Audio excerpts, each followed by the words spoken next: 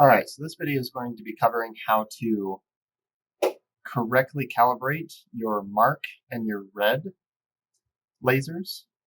So if you're noticing that your preview is slightly bigger or slightly smaller than your mark, then we can correct it with this method.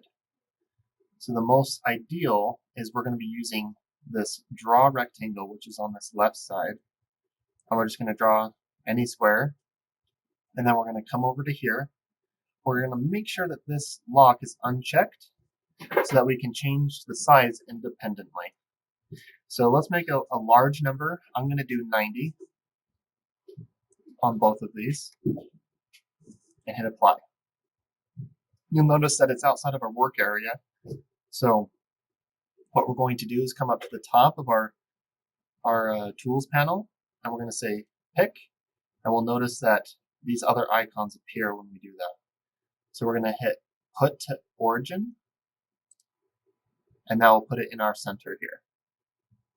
Once we do that, we are going to come over to our right panel, and we're going to choose a pen that's typically we're going to see which one of these. For brass is probably a good choice, but so that we can see what I'm doing, I'm going to choose steel. Let's do cleaning, sure. And so I'm going to make sure that this is selected by either clicking on the line, or I can select the object on the left with our object list. And then I'm going to come over here, right click, and say apply pick object. And we'll notice that we've done it correctly when we have the line change the color for the object that we've picked. So now we're going to put our plate, make sure that it's in focus, and that focus is those two red lines, or red dots rather, coming in harmony. And then we're going to engrave this on a plate. And any sheet metal can do. We just want to be able to measure these lines. And so once we have that done, as a reference, this is going to be our Y value, which is our vertical lines. And then our X is the horizontal lines are X values. So once we have that engraved, we're going to get a caliper or a precise measuring tool that can measure in millimeters down to the hundredths decimal. And then we're going to come down to this bottom panel here and click parameter or F3. They'll come up with this dialog. Now, gavel 1 and gavel 2 is kind of what we're adjusting here. Gavel 1, even though it says equals X, it's actually our Y value. And then gavel 2 is our X value. So going to gavel 1, we're going to click on scale with these little marks here, and it's going to do the math for us, which is very convenient.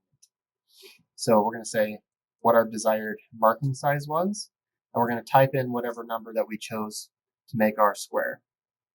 In this case, I did 90 millimeters. And then with our caliper, we're going to measure our Y-axis here, or our Y line. And we're going to try and be as precise as we can in that measurement, and then we're going to put it in here. So let's say it was 91.27. Then we can say OK, and it will change the scale accordingly so that the red and the marking laser are in harmony. We're going to repeat this process for gavel 2. So we're going to click here, and then we're going to measure our X line, or our horizontal line, and then we're going to, again, say what we wanted was 90, and what we're measuring, let's say it's way off, and say it was 93.48, just as a random number. And then it's going to create that scaling so that it is in harmony.